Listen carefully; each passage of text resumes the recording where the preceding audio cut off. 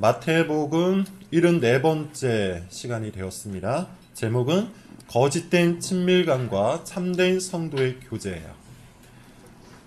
철학자 파스칼이 이런 말을 했다고 하죠. 모든 사람의 마음에는 하나님만이 채울 수 있는 빈 공간이 있다. 이 빈 공간은 온 우주로도 채울 수가 없다. 오직 하나님만이 사람의 마음에 뚫려있는 이 욕망의 구덩이를 채울 수 있을 뿐이다. 굉장히 통찰력이 있는 말이죠. 하나님이 생명의 근원이 되시고 안식의 토대가 되시며 만족의 출처가 되신다는 뜻이에요.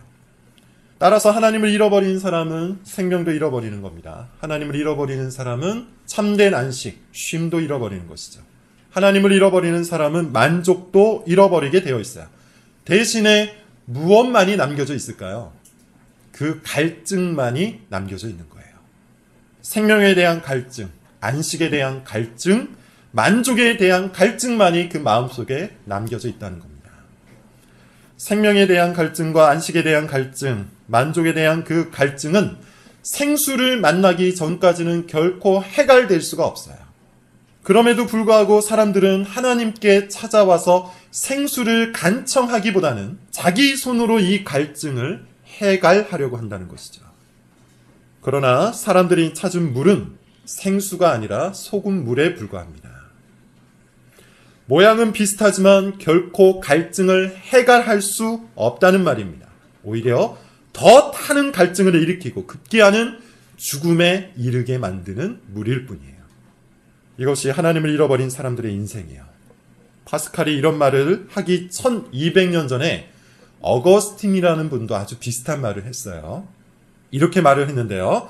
하나님 안에서 안식을 얻기까지 우리의 마음은 결코 안식할 수 없다. 어거스틴은 젊은 시절에 아주 방탕한 삶을 살기로 유명했던 사람입니다. 여성 편력이 대단했는데요. 거리의 여자와 놀아나는 건 기본이고 남편이 있는 여자를 꼬셔서 동침하는 것을 즐겼다고 해요. 그런 어거스틴이 회심한 후에 이런 말을 했다고 하죠. 하나님 안에서 안식을 얻기까지 우리의 마음은 결코 안식할 수 없다. 그런데 파스칼과 어거스틴의 이 말을 뒤집어 보면 죄인이 어떠한 모습인지를 알 수가 있어요. 끊임없이 자기 만족을 위해서 무엇인가를 갈망하는 존재가 바로 죄인이라는 것을 알 수 있단 말입니다. 죄인은 하나님과의 관계에서 행복을 느끼지 못합니다. 하나님의 말씀을 복으로 여기지 못해요. 하나님의 복 주심도 복으로 받지 못해요. 대신에 다른 것들을 찾아 헤맵니다. 예를 들어 사람과의 관계에서 진정한 행복을 찾고 싶어 하죠. 어린 시절에는 친구들과의 관계에서 그 행복을 느끼고 싶어 합니다. 그래서 친구들과의 관계에 모든 것을 걸고 살아보죠. 그러나 금세 그럴 수 없다는 것을 깨달아요. 적당한 나이가 되면 결혼 관계에서 그 행복을 느끼고 싶어 합니다. 그래서 자기의 빈 공간을 채워줄 수 있는 배우자를 찾아 헤매죠. 그 배우자가 자기의 빈 공간을 채워줘서 자기를 행복하게 해줄 수 있을 것이라고 믿는 거예요. 그렇게 철석같이 믿고 결혼을 합니다. 그런데 마찬가지로 시간이 지나면서 그럴 수 없다는 것을 깨달아요. 마음속에 공허가 여전히 있다는 것, 그 공허가 더 커지고 있다는 것을 깨닫게 된다는 겁니다. 이 욕망은 자연스럽게 자녀에게로 가죠. 자녀와의 밀착 관계를 통해 이제서야 비로소 진정한 행복을 찾게 되었다고 믿어요. 그러나 우리가 다 알고 있듯이 거기에도 우리를 영원히 만족시킬 수 있는 행복은 없습니다. 그렇게 나를 온전히 받아주고 나에게 긍정적인 반응을 끊임없이 해주는, 다시 말해서 자기 중심적인 행복 욕구를 채워줄 수 있는 관계를 찾고 찾다가 찾지 못하면 어떻게 될까요? 또 다른 관계를 찾아서 헤매는 것이죠. 결혼 이후에도 다른 이성에게 눈을 돌리는 거예요. 오늘날 이 시대의 모습을 보세요. 연애 뉴스를 보고 사회 뉴스를 보세요. 얼마나 많은 불륜이 있고 얼마나 많은 이혼이 있습니까? 이것이 하나님을 잃어버린 죄인들의 인생이요, 이 시대의 모습이에요. 죄인들은 친밀감에 대한 강렬한 욕구를 가지고 살아간다는 겁니다. 그렇다면 친밀감이 나쁜 걸까요? 당연히 나쁜 것이 아니죠. 친밀감 자체는 필요한 겁니다. 특히 교회 안에서 한 형제여 한 자매로 살아가는 우리에게는 서로를 향한 친밀감이 꼭 필요해요. 문제는 그 친밀감이 올바른 것인지에 대한 여부죠. 그런 의미에서 친밀감에도 건강한 친밀감이 있고 거짓된 친밀감이 있는 거예요. 그렇다면 거짓된 친밀감이 뭘까요? 거짓된 친밀감 어떤 걸까요? 이미 충분히 말씀을 드렸는데요. 자기를 채우기 위해 상대를 이용해서 얻는 친밀감, 거짓된 친밀감입니다. 그렇기 때문에 거짓된 친밀감은 질서가 없어요. 경계선이 없어요. 자기를 채우는 것이 가장 중요하기 때문에 마땅히 지켜야 하는 선이 없다는 겁니다. 예를 들어 부모와 자녀는 이미 용어적으로 구분되어 있듯이 경계선이 명확한 관계죠. 부모는 부모여야 하고 자녀는 자녀여야 한다는 겁니다. 부모는 친구가 아니고 또한 자녀는 나 자신이 아니에요. 선이 그어져 있다는 겁니다. 그러므로 부모는 부모의 선을 지키면서 자녀와의 관계 안에서 참된 친밀감을 추구해야 돼요. 자녀도 마찬가지인데 자녀도 자녀의 선을 지키면서 부모와의 관계에서 진정한 친밀감을 얻어가야 하는 겁니다. 그런데 오늘날에는 어떻죠? 선이 그어져 있는 관계는 친밀한 관계라고 생각하지 않아요. 그러다 보니 부모인데도 친구 같은 부모가 좋은 부모라고 생각을 해요. 그래야 더 친밀해질 것이라고 믿는 겁니다. 그래서 마땅히 해야 하는 훈육을 하지 않죠. 마땅히 보여주어야 하는 부모의 권위를 보여주지 않아요.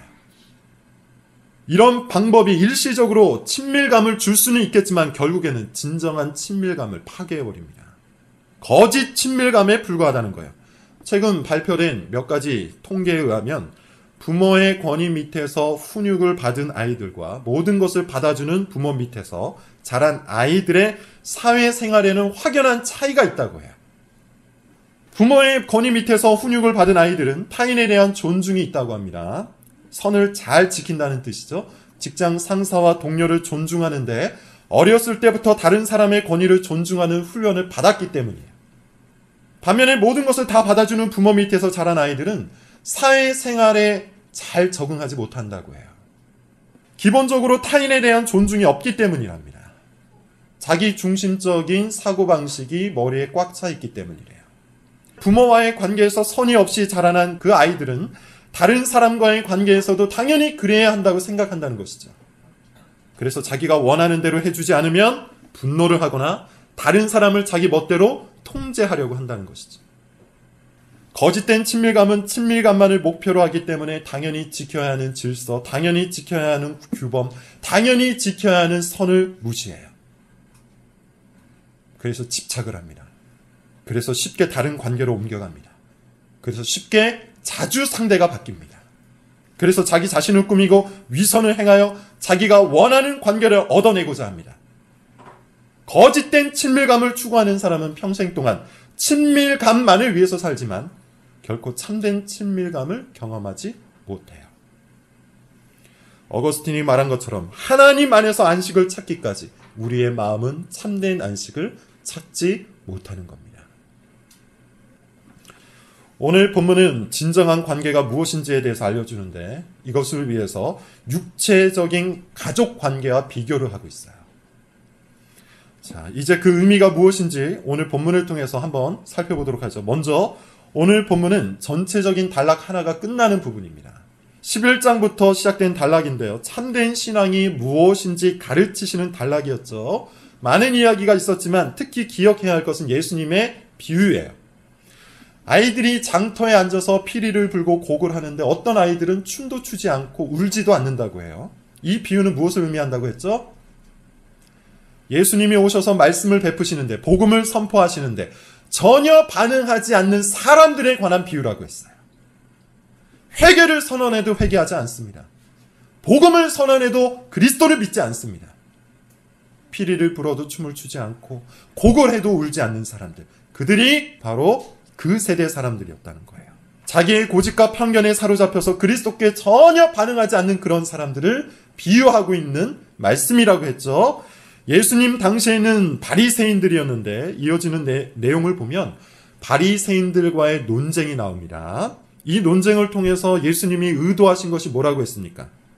사람들에게 진정한 믿음이 무엇인지 그 분별력을 제공하기 위한 것이라고 했죠.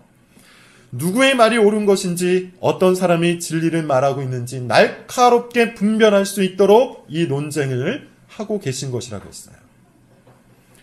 이 모든 이야기를 통해서 예수님이 원하시는 바는 딱 한 가지예요. 위선을 버리라. 거짓을 버리라.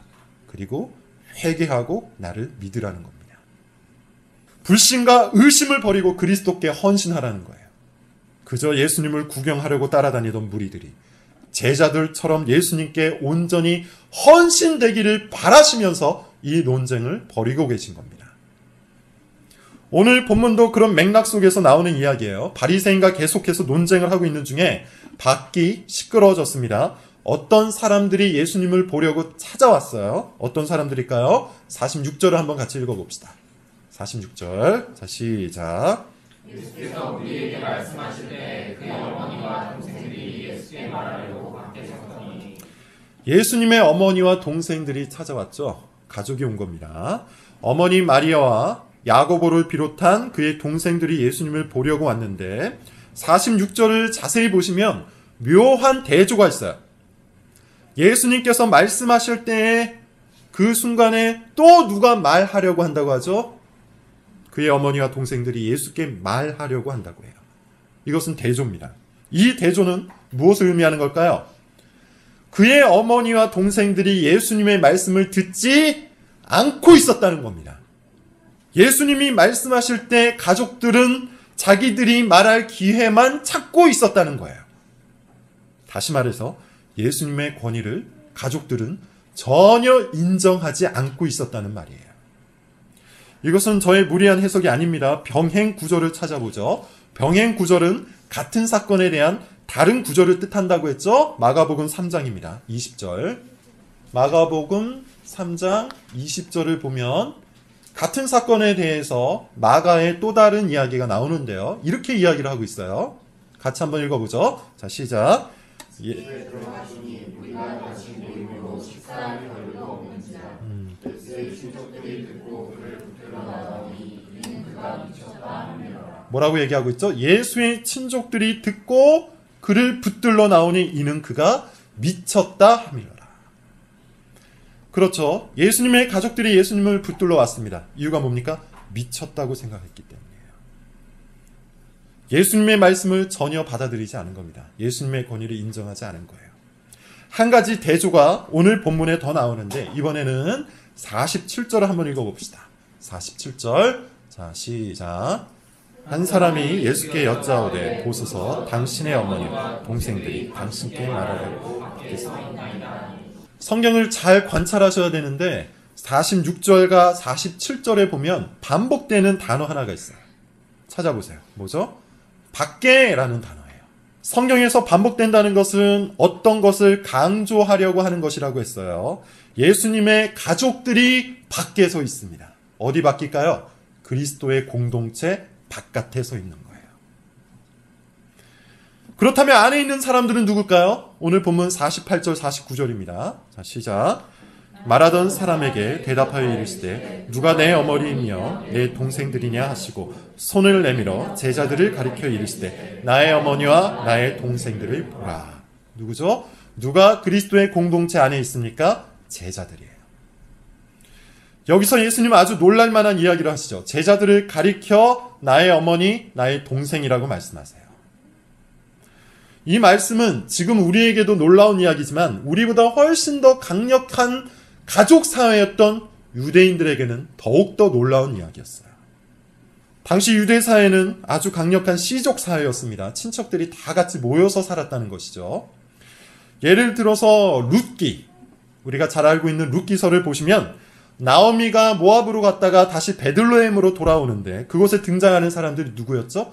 보아스, 기업 물을 자예요. 이들이 다 누굽니까? 나오미의 친족이에요. 친척들이 한 마을에 모여 살았다는 말입니다. 이것은 예수님 당시에도 마찬가지예요. 가족은 최고의 공동체였고 가장 친밀한 공동체였어요. 그런데 거기에 대고 예수님이 뭐라고 말씀하시는 겁니까? 아니다. 나의 가족은 이들이 아니다. 내 가족은 나의 제자다. 그리스도의 공동체 안에 있는 이들이 바로 나의 가족이다. 이렇게 말씀하시는 거예요. 무슨 뜻일까요? 예수님께서 지금 폐륜을 말씀하시는 걸까요? 가족 해체를 선언하시는 걸까요? 당연히 그렇지 않죠. 우리는 성경 전체가 결혼과 가정에 대해서 얼마나 중요하게 말하고 있는지 이미 충분히 배워왔어요. 부모를 공경해야 합니다. 배우자를 사랑해야 합니다. 자녀를 돌봐야 합니다. 이것은 성경이 명령하고 있는 중대한 계명이에요. 심지어 바울은 이렇게까지 이야기하는데 디모데전서 5장 8절입니다. 균형 있게 이해하기 위해서 디모데전서 5장 8절을 한번 찾아서 읽어봅시다. 같이 읽어봅시다. 시작.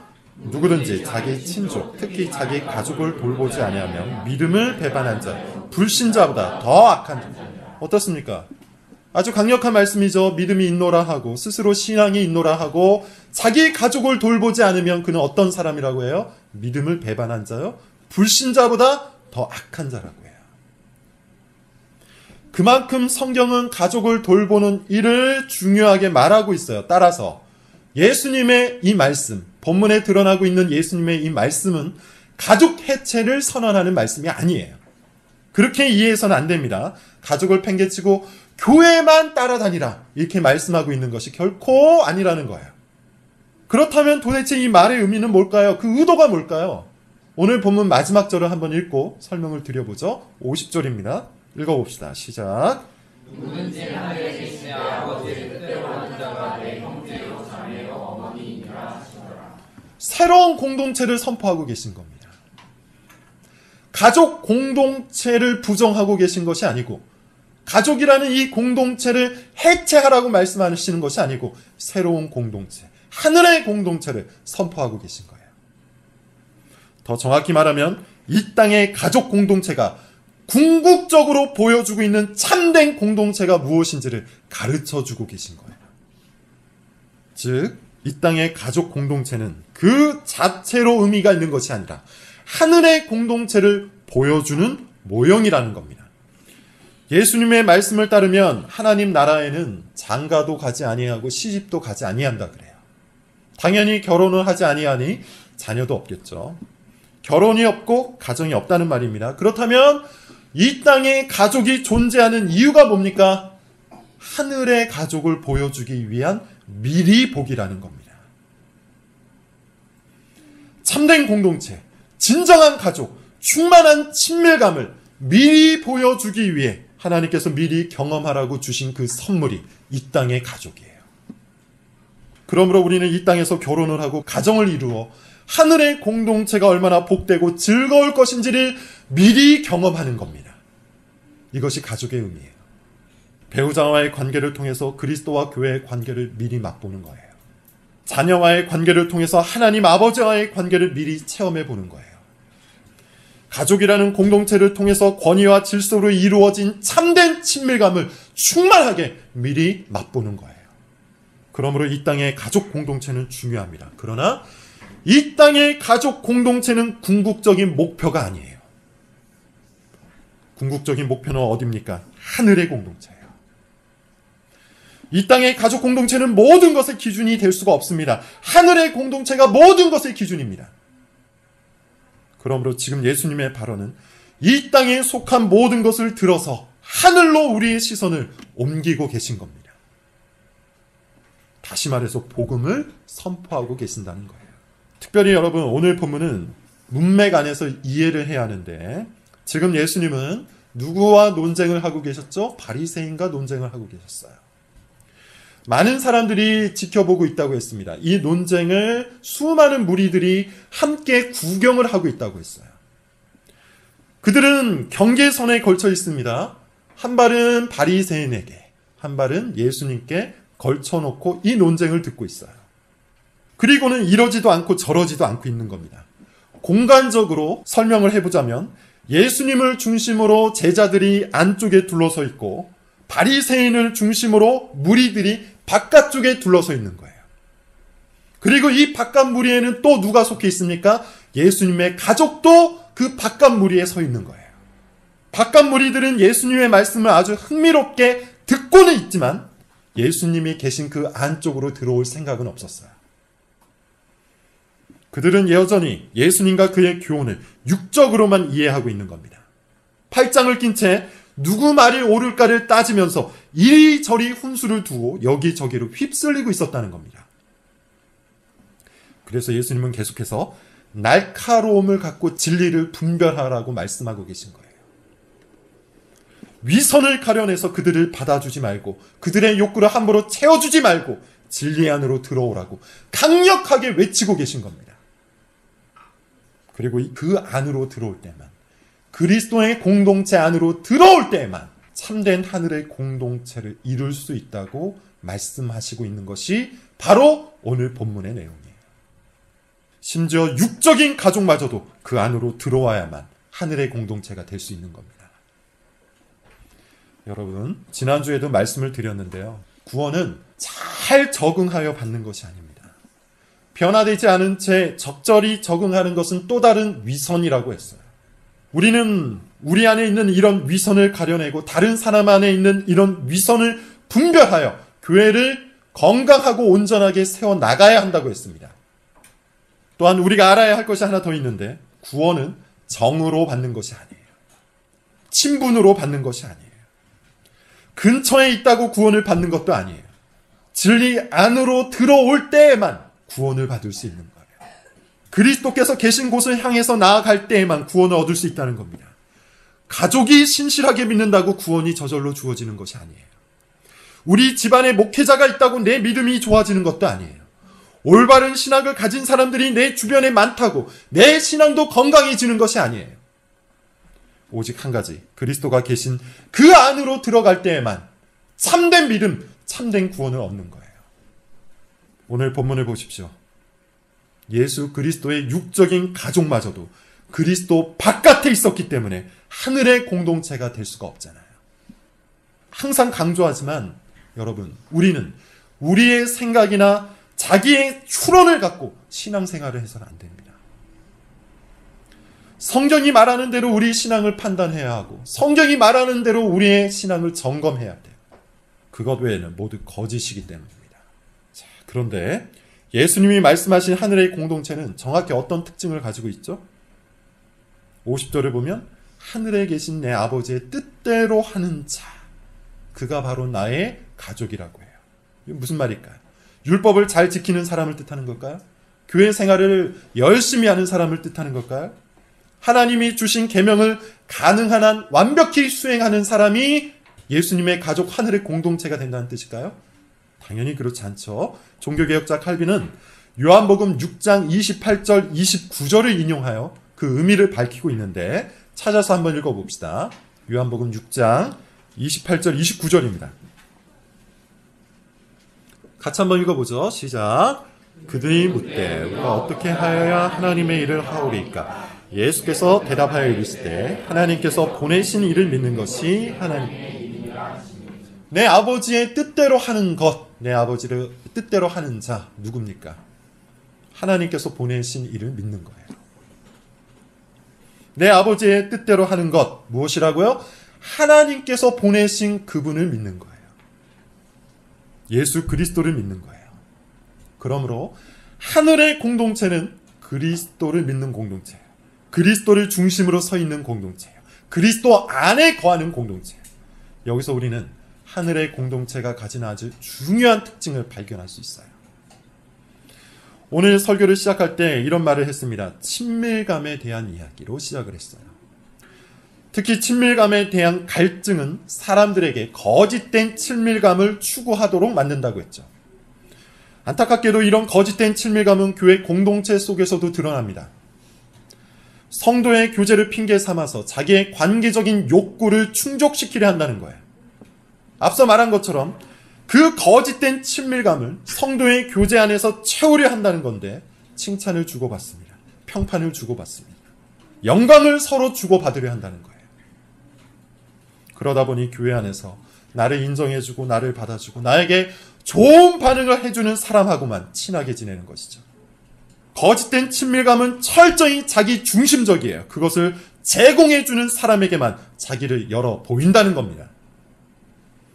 그리고 나도 그 사람을 칭찬해주고 나도 그 사람을 좋게 평가해줘서 그 관계를 더 친밀하게 만들려고 하죠. 그런 의미에서 거짓된 친밀감을 추구하는 사람들은 서로 불건강한 관계로 엮일 수밖에 없어요. 조금이라도 빈정이 상하게 되면 그 관계가 금방 깨져버리기 때문이에요. 거짓된 친밀감은 교회를 파괴하는 아주 무서운 죄입니다. 고린도 교회가 바로 이것 때문에 망가졌죠. 당파가 생겨났어요. 갈등이 생겨났고 싸움이 벌어졌어요. 그러므로 참된 공동체는 어떻게 해야 합니까? 친밀감을 중심으로 뭉치지 않아요. 친밀감을 중심으로 관계를 맺지 않아요. 친밀감을 목표로 사람을 찾아 헤매지 않는다는 겁니다. 진정한 하늘의 공동체는 오직 그리스도와 관계를 맺는 공동체예요. 그리스도에게 모든 것을 공급받는 공동체, 그리스도와 한 몸을 이루기 위해 노력하는 공동체, 그리스도께 모든 친밀감의 욕구를 체험받는 공동체, 그 공동체가 진정한 하늘의 공동체예요. 그리고 이 땅에서 그 하늘의 공동체를 이루어가는 곳이 어디입니까? 바로 교회인 겁니다. 그러므로 교회 안에서 성도의 교제는 철저하게 그리스도 안에서 이루어져야 해요. 그리스도를 중심으로 이루어져야 한다는 것입니다. 개인적인 욕구나 거짓된 친밀감으로 시작되어서는 안 된다는 거예요. 그것을 교회가, 성도가 서로 채워줘서는 안 된다는 겁니다. 좀 더 정확히 적용하자면 서로의 영광을 채워줘서는 안 돼요. 서로의 욕구를 채워주는 방식의 교제, 참된 성도의 교제가 아니에요. 거짓과 위선을 용인해주는 교제도 성도의 교제가 아니에요. 위선을 받아주고 거짓을 받아주고 상대가 간절히 원하는 욕망을 인정해주는 방식은 하늘에서는 전혀 일어나지 않는 교제예요. 하늘의 공동체는 말을 통해서 그리스도를 높이고자 합니다. 하늘의 공동체는 상대의 삶을 통해서 그리스도를 높이고자 합니다. 하늘의 공동체는 우리 모두의 언행과 삶에서 그리스도를 높이고자 합니다. 그래서 피차 권면을 하는 것이에요. 그래서 피차 책망을 하는 겁니다. 그렇게 우리 모두가 그리스도를 높이면 그리스도의 지체가 되는 것이고, 이로 인해서 성령의 하나 되게 하시는 교통을 교회가 누리는 거예요. 이것이 성도의 교제입니다. 여러분, 저는 지금 냉혹한 관계를 권하고 있는 것이 아니에요. 참으로 복된 관계가 무엇인지를 여러분들에게 설명하고 있는 겁니다. 딱딱한 관계를 추구하라는 말이 아닙니다. 진정한 관계를 추구하라는 말이에요. 육적인 가족보다도 더 친밀하고 더 가까운 관계는 그리스도 안에서 연합하는 관계예요. 다시요. 육적인 가족보다도 더 친밀하고 더 가까운 관계는 그리스도 안에서 연합하는 관계입니다. 자기 안에 있는 육적인 갈망을 채우고자 관계를 맺지 말고, 그런 거짓된 친밀감을 목표로 관계를 맺지 말고, 그리스도께 접붙임 받은 자로서 모든 성도들을 귀히 여기고 올바른 선을 지키고 마음을 다해서 섬기는, 무엇보다 이 모든 관계를 통해 그리스도를 높이는 우리 담장너머 교회, 진정한 성도의 교제가 일어나는 담장너머 교회가 되기를 소망합니다. 기도하겠습니다.